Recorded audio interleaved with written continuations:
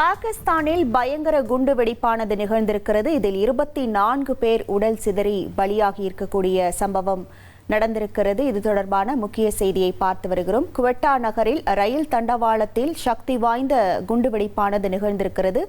பாகிஸ்தான் குண்டுவெடிப்பில் இதுவரை 24 பேர் பலியாகி இருக்கக்கூடிய சம்பவம் நடந்திருக்கிறது. குவெட்டா நகரில் இந்த குண்டுவெடிப்பானது நிகழ்ந்திருக்கிறது. இந்த குண்டுவெடிப்பில் 24 பேர் பலியாகி இருக்கிறார்கள். 50க்கும் மேற்பட்டோர் படுகாயமடைந்திருக்கிறதாக தகவலானது வெளியாகி இருக்கிறது.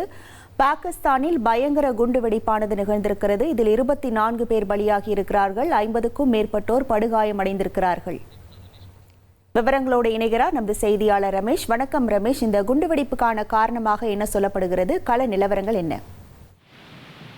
பாகிஸ்தான்ல பட்டா ரயில்வே ஸ்டேஷன் என்கிற இடத்திற்கு அருகே சென்று கொண்டிருந்த ரயில் ஒன்று குண்டு வைத்து தகர்க்கப்பட்டிருக்கிறது. அந்த குண்டு வெடிப்பை தொடர்ந்து அந்த ரயில் தண்டவாளத்தை விட்டு விலகி இருக்கிறது. இந்த ரயில் குண்டுவெடிப்பில் மொத்தம் தற்போது வரை 30 பேர் உயிரிழந்திருப்பதாகவும் 100க்கும் மேற்பட்டோர் காயமடைந்திருப்பதாக தகவல் கிடைத்திருக்கிறது. இதில் பலியானவர்களில் அதிகமானவர்கள் பாகிஸ்தான் ராணுவத்தை சேர்ந்தவர்கள் என்ற தகவலும் வெளியாகி இருக்கிறது. பொதுவாக இந்த ரயிலில் தான் பாகிஸ்தான் ராணுவத்தை சேர்ந்த கான்வாய் பயணம் செய்வது வழக்கம்.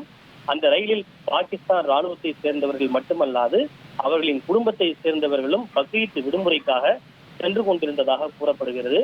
இது ஜாஃபர் எக்ஸ்பிரஸ் விரைவு ரயில் என்றும் கூறப்படுகிறது. இந்த குண்டுவெடிப்பு ஒரு தற்கொலைப்படை தாக்குதலாக இருக்கலாம் என்று தற்போது தகவல் வெளியாகி இருக்கிறது. இது போன்ற ரயில் குண்டுவெடிப்பு தாக்குதல் நடத்தப்படுவது இது முதன்முறை அல்ல.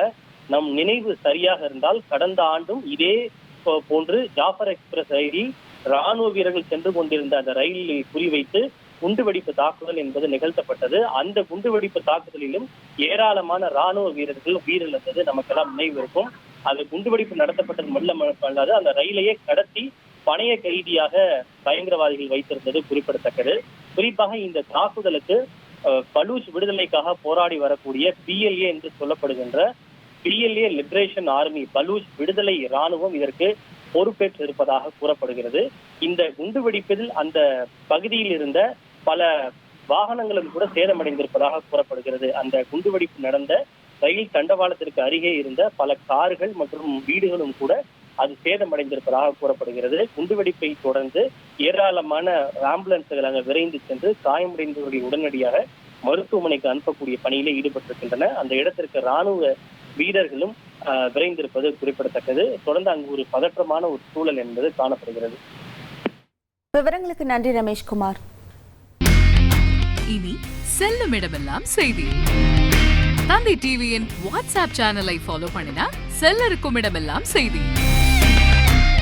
இதோ QR கோட் இப்பவே ஸ்கேன் பண்ணுங்க, ஃபாலோ பண்ணுங்க.